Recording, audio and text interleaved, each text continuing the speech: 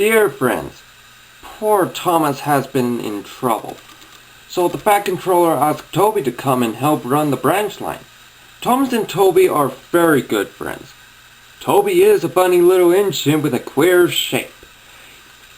He works very hard and we are fond of him. We hope you will like him too. The author.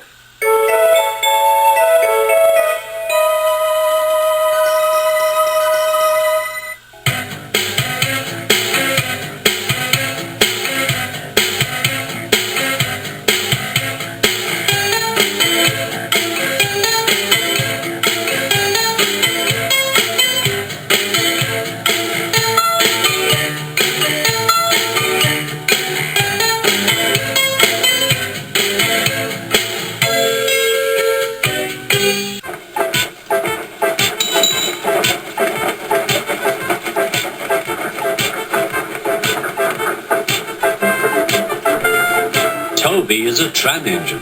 He has cow catchers and side plates and doesn't look like a steam engine at all. He takes freight cars from farms and villages to the main line and is cheerful to everyone he meets.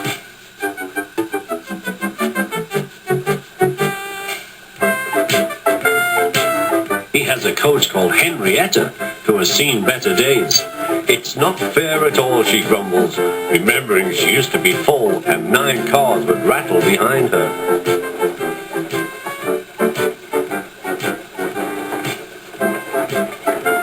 Now there are only 3 or 4, for the farms and factories send their goods mostly by truck.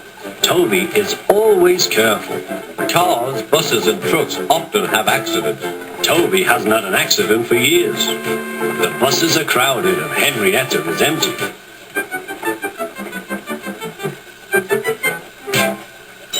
A lady and a stout gentleman stood on Toby's platform. He was, of course, their Topham Hatt, but Toby didn't know this yet. "Come on, grandfather," cried the children. "Do look at this engine." "That's a tram engine, Stephen," said Sir Topham Hatt. "Is it electric?" asked Bridget. "Whoosh!" hissed Toby. "Shh, shh," said her brother. "You've offended him." "But trams are electric, aren't they?" "They are mostly, but this is a steam tram." "May we go in it, grandfather? Please?" "Stop," said Sir Topham Hatt to the conductor. They all scrambled into Henrietta. "Hip, hip, hooray!" chanted Henrietta. But Toby did not sing. "Electric indeed! Electric indeed!" he snorted. He was proud of being a steam train. "What is your name?" asked Sir Topham Hatt. "Toby, sir." "Thank you, Toby, for a very nice ride." "Thank you, sir," said Toby. He felt better now.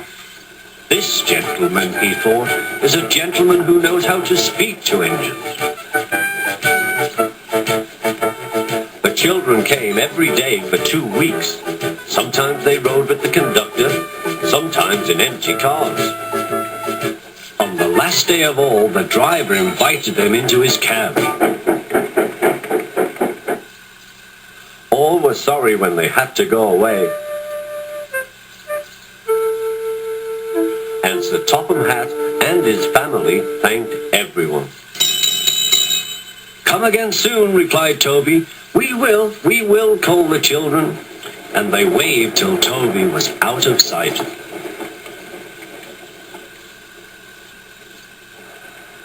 The months passed. Toby had few cars and fewer passengers. "Our last day, Toby," said his driver one morning. "The manager says we must close tomorrow." That day, everyone wanted the chance of a last ride. The passengers joked and sang, but Toby and his driver wished they wouldn't.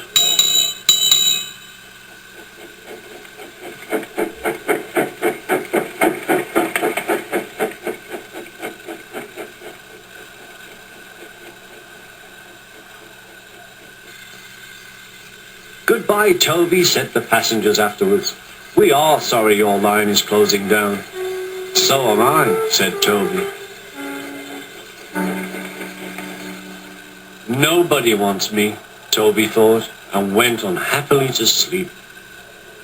Next morning, the shed was flung open, and old Toby woke with a start to see his driver waving a piece of paper at him. "Wake up, Toby," they shouted excitedly. "The mail has just arrived, and there is a letter for us from the stout gentleman. Maybe it's good news."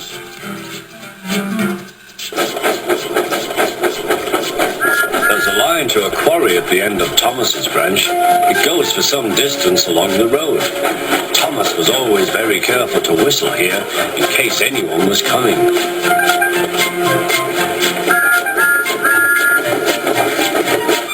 Early one morning, a large policeman was sitting close to the line. Thomas liked policemen. He had been a great friend of the officer who had just retired. Peep, peep, he whistled, "Good morning." Thomas expected that the new officer would be friendly too, but was sorry to see that he didn't look friendly at all. He was red in the face and very cross. "Disgraceful," he spluttered. "I didn't sleep a wink last night. It was so quiet, and now engines come whistling suddenly behind me." "I'm sorry, sir," said Thomas. "I only said good morning." The policeman pointed to Thomas. "Where's your cowcatcher?" he asked. "But I don't catch cows, sir." "Don't be funny," snapped the policeman. He looked at Thomas's wheels. No side plates either, and he wrote in his notebook, "Engines going on public roads must have their wheels covered and a cowcatcher in front to protect people and animals from being dragged under the wheels if they stray onto the line. You haven't, so you are dangerous." "Rubbish," said Thomas's driver. "We've been along here hundreds of times and never had an accident." "That makes it worse," the policeman answered. He wrote "regular lawbreaker" in his book. Thomas puffed sadly away.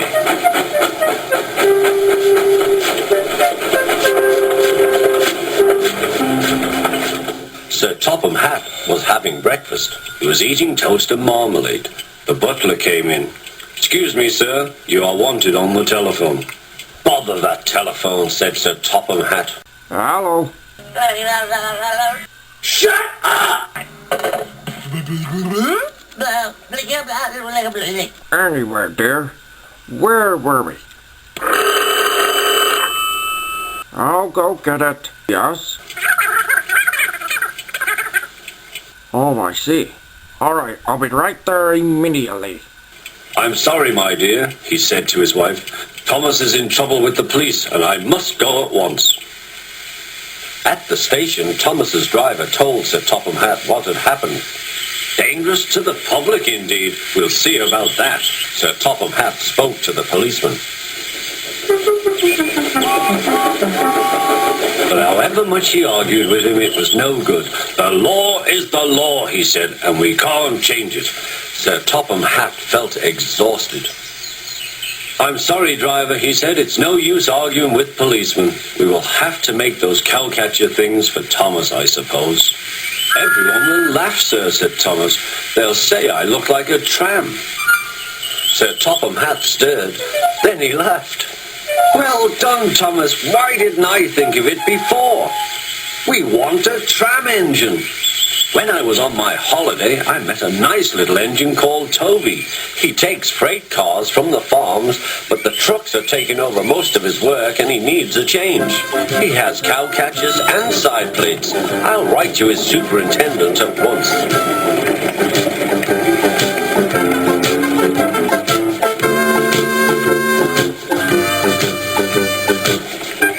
A few days later, Toby arrived. "That's a good engine," said Sir Topham Hatt. "I see you brought your coach, Henrietta." "You don't mind, do you, sir?" asked Toby. "The station master wanted to use her as a hen house, and that would never do." "No, indeed," said Sir Topham Hatt. "We couldn't allow that."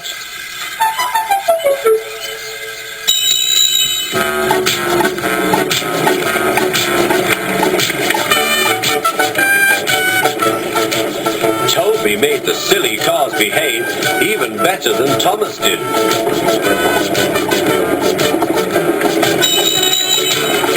"Oi, you!"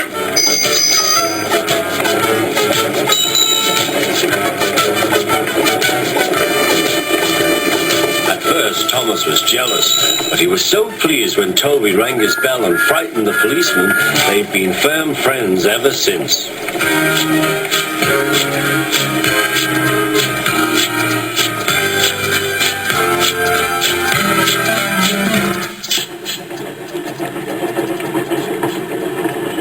Toby and Henrietta are enjoying their new job on the island of Sodor, but they do look old-fashioned and need new paint. James was very rude whenever he saw them. Ugh, what dirty objects, he would say. At last, Toby lost patience.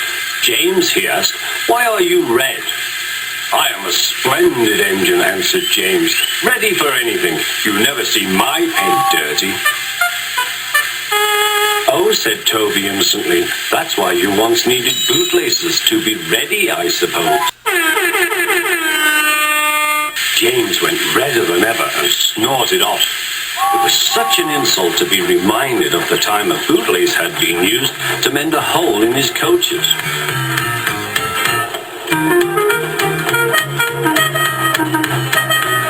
At the end of the line, James left his coaches and got ready for his next train. It was a slow freight, stopping at every station to pick up and set down cars.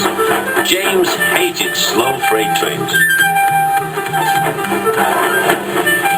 Dirty cars from dirty sidings. Blah.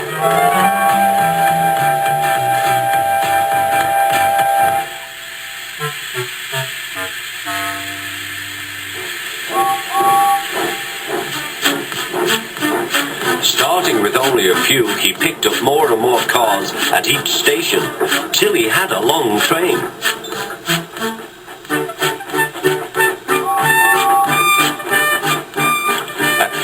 Freight cars behaved well, but James bumped them so crossly that they were determined to get back at him.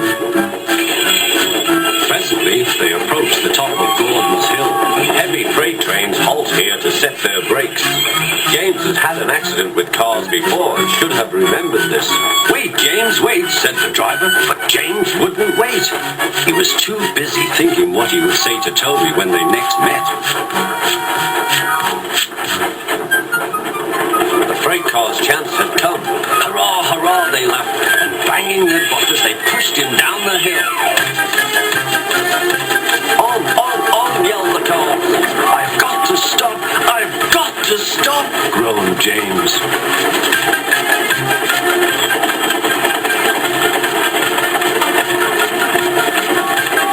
To the station they thundered. Disaster lay ahead.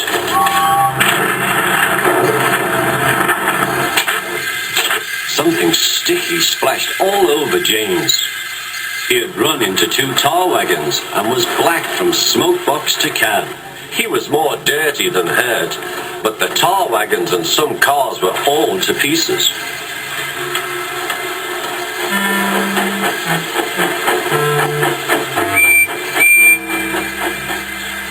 Toby and Percy were sent to help and came as quickly as they could. Look here, Percy, exclaimed Toby. Whatever is that dirty object? That's James, didn't you know? It's James's shape, said Toby.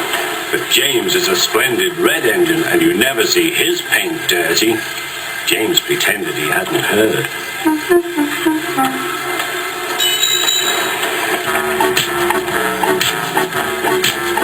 Toby and Percy cleared away the unhurt cars and helped James home.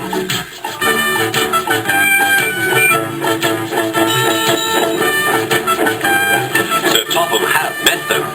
Well done, Percy and Toby. He turned to James. Fancy letting your cars run away. I am surprised. You're not fit to be seen. You must be cleaned at once. Toby shall have a new coat of paint. Please, sir, can Henrietta have one too, said Toby. Certainly, Toby. Oh, thank you, sir. She will be pleased. All James could do was watch Toby as he ran off happily with the news.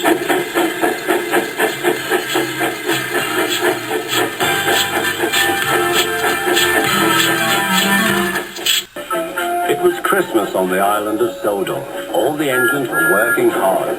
Thomas and Toby were busy carrying people and parcels up and down the branch line. Everyone was happy.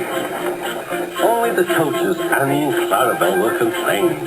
It's always the same before Christmas, they groaned. We feel so full, we feel so full. Oh, come on, said Thomas. Where's your festive spirit? Christmas Day is almost here. By the side of the track was a lonely little cottage with a familiar figure waving to them. It's Mrs. Kindly, whistled Thomas. Peep, peep, Happy Christmas! Thomas always felt better for seeing her. Christmas just wouldn't be Christmas without Mrs. Kindly. When work was over, Thomas went to see the other engines. All their coats had been polished. Ha, said Gordon, just look at us. Your driver will have to work fast to get you as smart as us. Never mind that, replied Thomas. I've something important to say. Do you realize it's a whole year since Mrs. Kindly saved us from a nasty accident? You remember when she was ill in bed and... Yes, of course, interrupted Edward. You told us how she waved her red dressing gown out of her window to warn you about a landslide ahead. And you and Toby gave her presents. Percy joined in, and Sir Topham Hatt sent her to Bournemouth to get better. But, said James and Henry together, the rest of us have never thanked her properly. Exactly, said Thomas. So now I think we should all give her a special Christmas party.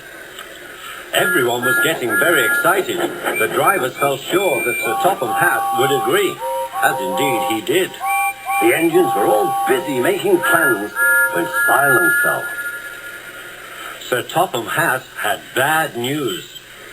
The weather's changed badly. Mrs. Kindly is snowed up. Toby says he'll help to rescue her. You must help too, Thomas. There's no party unless you do. Thomas hated snow, but he said bravely, I'll try, sir. We must rescue her. We must. There's a good engine. You and Toby will manage splendidly. Thomas charged the snowdrifts fiercely. Sometimes he swept them aside. Sometimes they stuck fast, and the men had to loosen them.